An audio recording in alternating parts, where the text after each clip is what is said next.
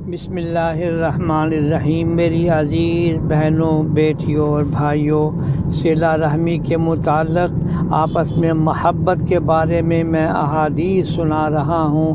آج حدیث نمبر 6 میں سناتا ہوں۔ حضرت ابو ہریرہ رضی اللہ تعالیٰ عنہ کہتے ہیں کہ رسول اللہ صلی اللہ علیہ وسلم نے فرمایا کہ اللہ قیامت کے دن فرمائے گا، کہاں ہیں آپس میں محبت کرنے والے؟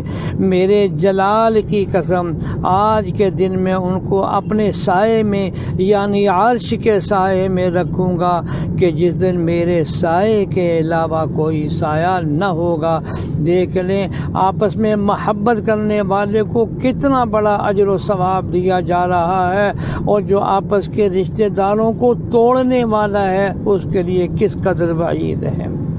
اگلی روایت حدیث نمبر 7 میں روایت کرتا ہوں کہ رسول اللہ صلی اللہ علیہ وسلم نے فرمایا کہ ہر مسلمان دوسرے مسلمان کا دینی بھائی ہے، لہذا کوئی مسلمان کسی مسلمان پر ظلم نہ کرے، اور یاد رکھو جو شخص کسی مسلمان بھائی کی حاجت روائی کی صحیح اور کوشش کرتا ہے تو اللہ تعالیٰ اس کی حاجت روائی کرتا ہے، اور جو شخص کسی مسلمان بھائی کے کسی غم کو دور کرتا ہے تو اللہ تعالیٰ اس کو قیامت کے دن غموں میں سے ایک بڑے غم سے نجات دے گا، اور جو شخص کسی مسلمان بھائی کے بدن یا اس کے عیب کو ڈھانکتا ہے تو اللہ تعالیٰ قیامت کے دن اس کے عیب کو ڈھانکے گا۔